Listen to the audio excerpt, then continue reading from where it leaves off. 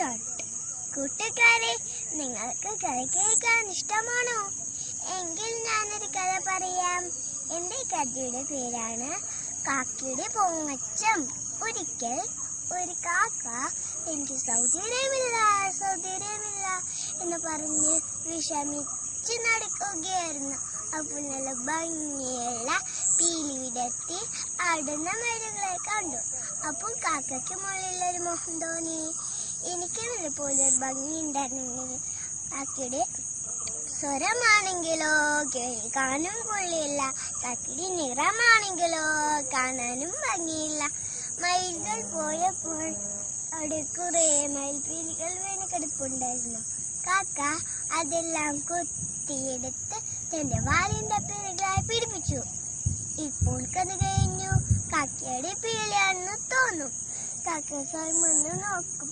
എനിക്ക് ഭംഗി ആരെങ്കിലും കാണിക്കണ്ടേ? തന്നെ മറ്റു പക്ഷിയുടെ അടുത്ത് പോയി. മറ്റു പക്ഷി എന്ന് പറഞ്ഞാൽ മറ്റു കാക്കകളാണ്.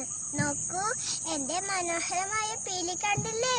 നിങ്ങളെക്കാളും എത്ര സുന്ദരിയാണ് ഞാൻ. അവരൊക്കെ അത്ഭുതത്തോടെ നിൽക്കുകയാണ്. കാക്ക തന്നെയാണോ ഇത്? ഇതൊന്നും ഞാൻ കണ്ടിട്ടില്ലല്ലോ. കാക്കയാണെങ്കിലോ പൊങ്ങച്ചം പറയാൻ തുടങ്ങി. ഞാനൊരു സുന്ദരിയാണെന്ന് തോന്നിയിട്ട് കാക്ക എന്തെല്ലാം കാണിച്ചു കൊടുത്തത് കാക്കയ്ക്ക് തന്നെ അറിയില്ല. കുറച്ചു കഴിഞ്ഞ് ശക്തിയായി കാറ്റ് വീശി. എല്ലാവരും ഇങ്ങനെ ചിറകുകൊണ്ടൊക്കെ തടുക്കുന്നുണ്ട്. ഈ കാക്കയുടെ പുതിയ ഒറ്റപ്പിള്ളികളെല്ലാം കാറ്റൊക്കെ പറന്നു പോയി. ഇപ്പോൾ കാക്ക പഴയ കാക്ക തന്നെ. കാറ്റുപോയി. കാക്ക നോക്കിയപ്പോൾ കിളിയൊന്നുമില്ല. മറ്റു പക്ഷികളെല്ലാം പരിഹരിച്ചു നിൽക്കുന്നു. കാക്ക നാണം കെട്ട് കാക്ക ദൂരേക്ക് പറന്നു പോയി.